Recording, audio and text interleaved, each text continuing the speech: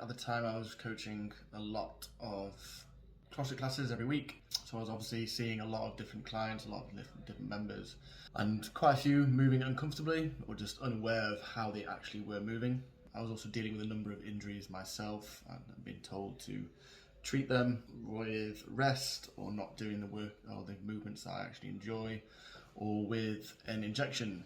But I'd worked with Ash on these injuries prior to the mentorship, and that gave me a little bit of an insight and opened my eyes on how effective movement mechanics can be and how you can actually treat injuries with breaking down these movements and looking at a more global aspect rather than just looking very locally towards where the injuries actually are. So I wanted to be able to help more clients, but I don't think I actually had the knowledge or the toolbox to effectively do so.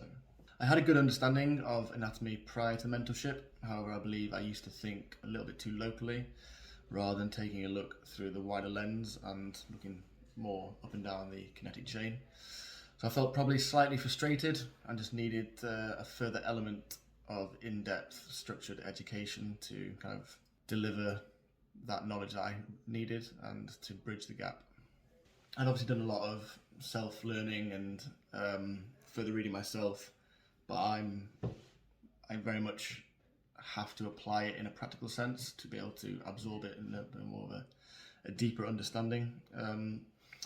So the mentorship offered this practical application or this practical element that I was actually looking for, and so from doing the weekly online meetings and discussions with Ash and going through the presentations, these practical elements or practical assessments and homework that we do each week really help me to ingrain, absorb and actually put it into practice, and that's what I think has helped massively in my learning.